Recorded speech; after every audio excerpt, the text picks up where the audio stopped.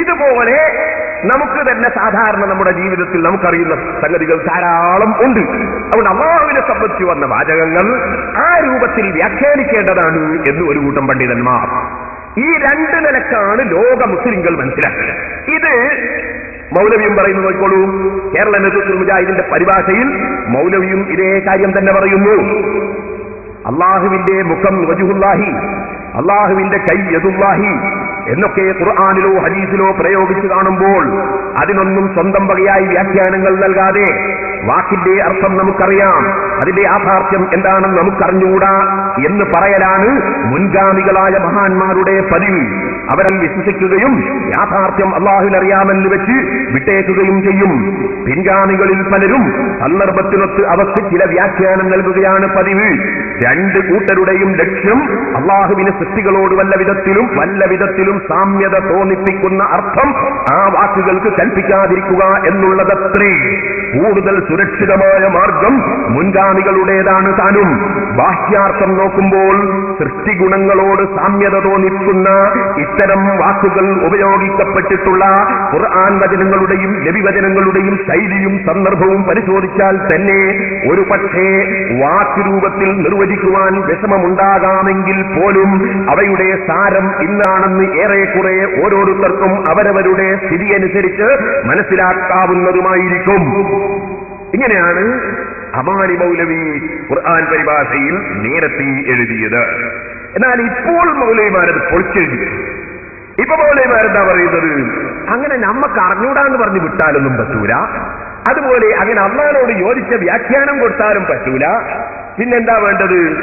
പടച്ചവൻ അർശിന്റെ മുകളിൽ ഇരിക്കുകയാണ്, പടച്ചവൻ ആകാശത്തിലാണ്, പടച്ചവന് സ്ഥലം ഉണ്ട് എന്നിങ്ങനെ തുടങ്ങിയിട്ട് പടച്ചവനെ സംബന്ധിച്ച് അങ്ങനെ പറഞ്ഞാലേ പറ്റുള്ളൂ, എന്നാലേ മുസ്ലിം ആവുള്ളൂ എന്നാണ് ഇപ്പോൾ പറയുന്നത്. നോക്കിക്കോളൂ, 2005 ഏപ്രിൽ അൽമനാറ്, 2005 ഏപ്രിൽ മാസത്തെ അൽമനാറ്.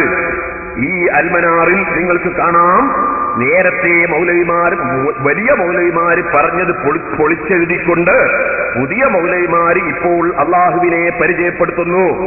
എങ്ങനെയാണ് പരിചയപ്പെടുത്തുന്നത്? ഞാൻ നിങ്ങൾക്ക് കാണിച്ചു തരാം. അള്ളാഹു സൃഷ്ടികളിൽ നിന്നെല്ലാം വേറിട്ട് തന്റെ ദാത്തോടുകൂടി സിംഹാസനത്തിൽ ഉപവിഷ്ടനാണെന്നാണ്. അപ്പൊ അള്ളാഹു അവന്റെ ദാത്തോടുകൂടി സിംഹാസനത്തിൽ ഉപവിഷ്ടനാണ്. നേരത്തെ മൗലവി പറഞ്ഞതോ പ്രത്യേകം ഒരു സ്ഥലത്ത് അല്ല, അത് മാറ്റി പടച്ചവനെ പറ്റി പൊളിച്ചെഴുതി. അതെ, അള്ളാഹു ഒരു സ്ഥലത്ത് ഉപവിഷ്ടനാണ്. പിന്നെയോ, പിന്നെ ഇതിൽ പറയുന്നു, കണ്ടോ ഹെഡിങ്, അള്ളാഹു എവിടെ? ഒരു ഹെഡിങ്. ഇതിനെ സംബന്ധിച്ചാൽ ഞാൻ പറഞ്ഞത് പുതിയാപ്പള്ള കാണാനിട്ട് അമ്മോച്ചൻ പരസ്യം കൊടുത്ത പോലെ ഉണ്ട്. അള്ളാഹു എവിടെ? എന്നിട്ടോ ഇതിൽ പറയാണ് അള്ളാഹു അർശിന് മുകളിൽ, അള്ളാഹു സിംഹാസനത്തിൽ ഉപവിഷ്ടനാണെന്നാണ് ഖുർആൻ സൂചിപ്പിക്കുന്നത്. പിന്നെ അതിന്റെ ശേഷം അള്ളാഹു ആകാശത്തിൽ, അള്ളാഹു ആകാശത്താണെന്നുള്ളതിന് വിശുദ്ധ ഖുർആനിൽ ഒരുപാട് ആയത്തുകൾ കാണാൻ സാധിക്കും. ഇങ്ങനെയാണ് ഇപ്പോഴത്തെ വാദം. ആദ്യം മൗലവിമാര് അവരെ ഖുർആനിലൊക്കെ എഴുതിയത് ഈ അർറഹ്മാനു അലൽ അർശി ഇസ്തവാ പോലെയുള്ള ആയത്തുകൾക്ക് അർത്ഥം നമുക്കതിന്റെ പൊരുൾ അറിയില്ല. അതിന്റെ ബാഹ്യാർത്ഥം നമുക്കറിയാം, പക്ഷേ അതനുസരിച്ച് വിശ്വസിക്കാനും പാടില്ല. അള്ളാഹുവിനെ സംബന്ധിച്ച് അതനുസരിച്ച് വിശ്വസിക്കാൻ പാടില്ല. കാരണം ബാഹ്യാർത്ഥ പ്രകാരം വേറെയും പല ആയത്തുകളും ഉണ്ട്, അത് വ്യാഖ്യാനിച്ചേ പറ്റൂ. ഇനിയാണ് മുമ്പ് പറഞ്ഞത്, ഇപ്പൊ അത് മാറ്റി. ഇനി നിങ്ങൾക്ക് ഞാനൊന്ന് കാണിച്ചു തരാം. അതുകൊണ്ട് കഴിഞ്ഞില്ല.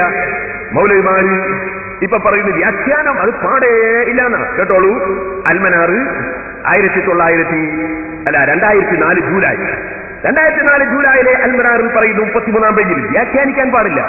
കേട്ടോളൂ, അള്ളാഹുവും അവന്റെ ദൂതനും അള്ളാഹുവിനെ കുറിച്ച് എന്തു പറഞ്ഞു തന്നുവോ അത് അങ്ങനെ തന്നെ വിശ്വസിക്കുകയാണ് വേണ്ടത്. അതിന്റെ ബാഹ്യാർത്ഥം വിട്ട് അതിന്റെ പൊരുൾ തേടി പോവാനോ അതിനെ വ്യാഖ്യാനിച്ച് ഒപ്പിക്കാനോ പാടുള്ളതല്ല. വ്യാഖ്യാനിക്കാനേ പാടില്ല എന്നാണ് ഇപ്പോഴത്തെ നിയമം. എന്നാൽ നിങ്ങൾക്കൊരു രസം കേൾക്കണോ? ഇവർ വ്യാഖ്യാനിക്കേണ്ടി വന്നു. എവിടെ? ഒരായത്തിൽ. അതും ഞാൻ അൽമനാർ തന്നെ വായിക്കുന്നത്. വ്യാഖ്യാനിക്കാൻ പാടില്ല എന്ന് പറഞ്ഞവർ വ്യാഖ്യാനിക്കുന്നതാണ് ഇനി വായിച്ചു കേൾക്കുന്നത്. കേട്ടോളൂ, അള്ളാഹു പറയുന്നു വഹുവ മഅകും ഐനമാ കുന്തും, നിങ്ങൾ എവിടെയായിരുന്നാലും അവൻ നിങ്ങളോടൊപ്പമുണ്ട്. ഹദീദ് സൂറത്ത് 4-ാമത്തെ ആയത്ത്. ഈ ആയത്തിനെ വ്യാഖ്യാനിക്കുന്നത് കേട്ടോളെ മുജാഹിദീങ്ങൾ. എന്നാൽ ഈ ആയത്ത് വിശദീകരിച്ചുകൊണ്ട് പ്രമുഖ ഖുർആൻ വ്യാഖ്യാതാക്കൾ പറയുന്നത് ഇപ്രകാരമാകുന്നു.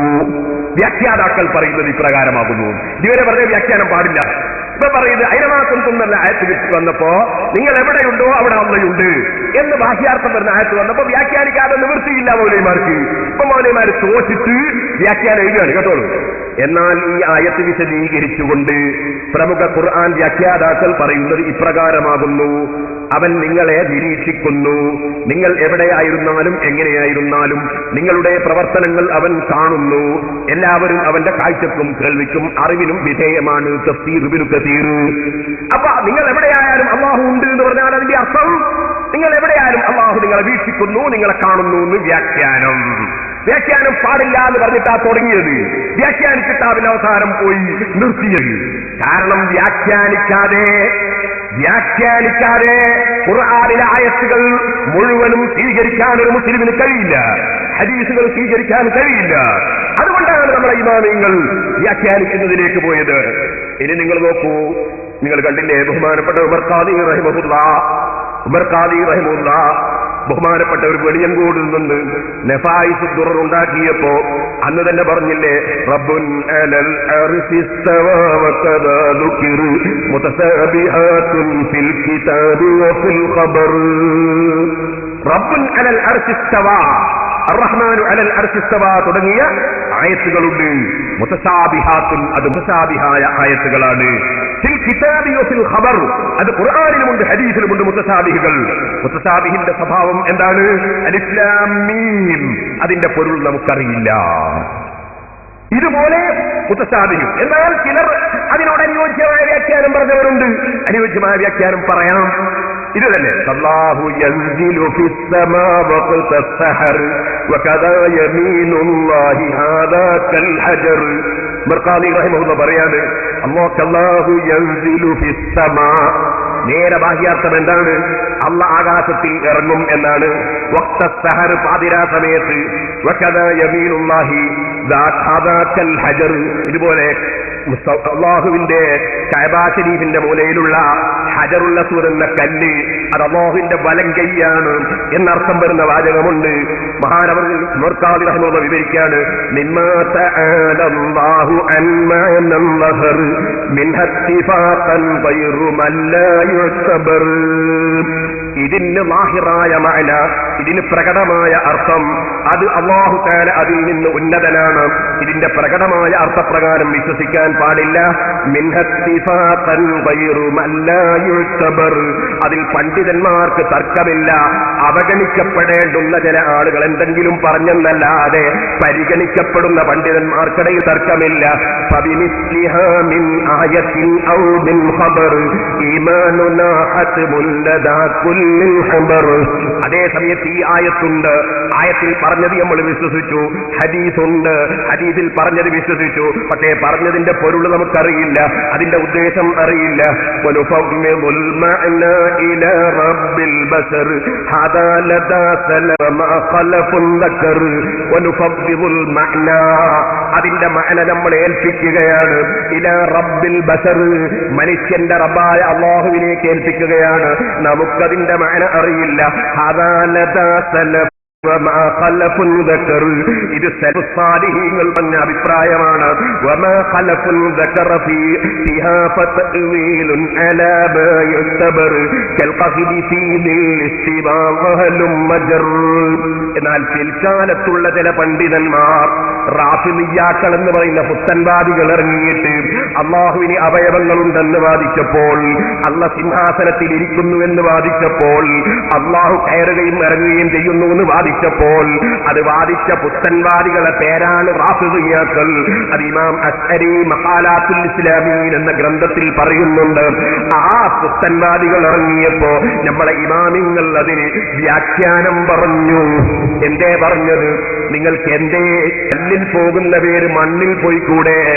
അല്ലാഹു തആല ഒരു സിംഹാസനത്തിൽ ഇരുന്നു എന്നർത്ഥം പറയുന്നതിന് പകരം അല്ലാഹു തആല അർറഹ്മാനു അലൽ അർശി ഇസ്തവാ എന്ന് പറഞ്ഞാൽ അല്ലാഹ് അധികാരസ്ഥനായി എന്നർത്ഥം പറഞ്ഞുകൂടെ? നമ്മൾ സാധാരണ പറയാറില്ലേ അയാൾക്കിപ്പോഴാ കസേര കിട്ടിയത്. ചിലപ്പോൾ നമ്മൾ പറയാറില്ലേ അയാളെ കസേര തെറിച്ചു പോകുന്ന പേടിയാണ്. അതേ, കസേര നിലനിർത്താനുള്ള പരിപാടിയാണ്. സിംഹാസനത്തിന്റെ മുകളിൽ ഇരിക്കുക എന്നർത്ഥം പറഞ്ഞാൽ നമ്മൾ സാധാരണ പറയാറില്ലേ അധികാരം എന്ന അർത്ഥത്തിൽ കസേര കണ്ടിട്ട് കളിക്കുകയാണ്, കസേര കിട്ടാൻ വേണ്ടിയാണ്, കസേരം എന്ന് തെറിച്ചു പോകുന്നതിനാണെന്നൊക്കെ പറയാറില്ലേ. ഇരിക്കുന്നത് ബെഞ്ചുമ്മലാണെങ്കിലും പറയലങ്ങനെ തന്നെയല്ലേ. ഇതുപോലെ അല്ലാഹു തആല സിംഹാസനത്തിൽ ഉപവിഷ്ടനാണെന്ന് ബാഹ്യാർത്ഥം വരുന്ന വാചകത്തിന്റെ അർത്ഥം അല്ലാഹ് അധികാരസ്ഥനാണ് എന്നാകുന്നു എന്ന് പണ്ഡിതന്മാര് വ്യാഖ്യാനം പറഞ്ഞു. ഇത്